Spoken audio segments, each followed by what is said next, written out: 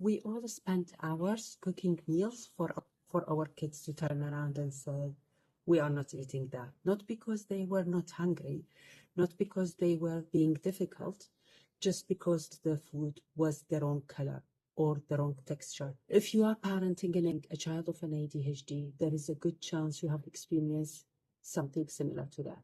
And if you have, I want you to know something. You are not alone.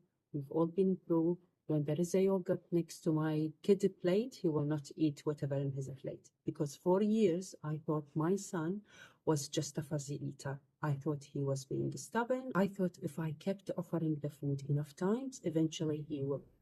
But what I learned changed how I looked at food completely. And it started with understanding why they refuse food. When people think about ADHD, they usually think about attention or hyperactivity or impulsivity. But they don't often think about is food. But food can become a daily struggle for many ADHD families. And not always for the reasons people think, because sometimes it's not about taste at all. It's because sensory processing, the texture of the food in their mouth, the smell of the food, the temperature of that specific food, or the appearance of it on the plate. For my kid, texture was a huge one. There were foods he would not touch. Not because he didn't like the plate, but because the texture felt wrong. And once I started paying attention, I realized something important. I had been confusing on what he wouldn't eat instead of understanding why he wouldn't eat it. And that actually changed everything. One day I asked myself a different questions. I started asking what healthy food are similar to food he already likes. That tiny shift made a massive difference. Because if your child loves crunchy food, maybe we don't start with soft vegetables. Maybe we find crunchy vegetables. If they like certain colors, maybe we work within the colors first. My kids won't touch eggs. Maybe eggs become not the main source of the protein.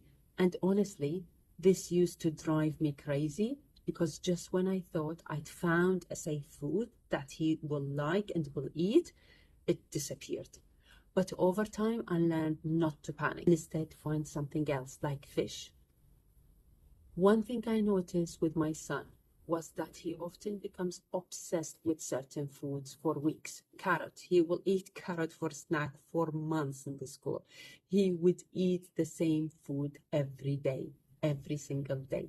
Then suddenly he decides, oh, I hate this. I don't want carrot anymore. Parents watching this probably can relate and laugh at that.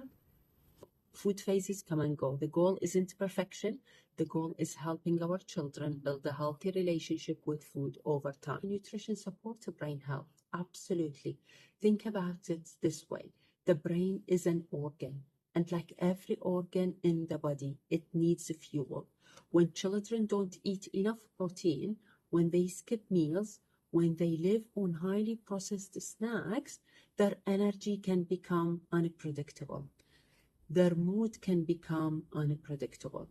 And for children already struggling with regulations, that can make life even harder. For them to stay hungry, not eating regularly, will trigger some emotional dysregulation. One of the simplest things that helped our family was focusing on protein, not perfection. Just a protein like eggs, chicken. Eggs, he would not touch egg, but I would put it in a pancake, so he would eat it.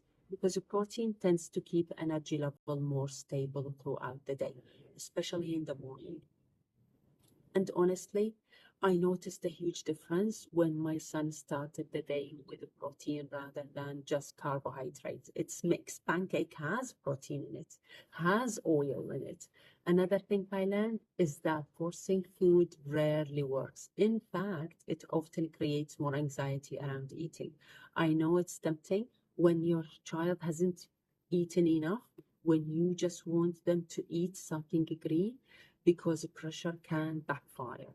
Instead, I started focusing on exposure, having healthy foods available, letting him see them, letting him do the cooking. He loves cooking. You will know when you see my videos. My kid loves cooking. So I stopped the battle, let him cook what he wants to eat.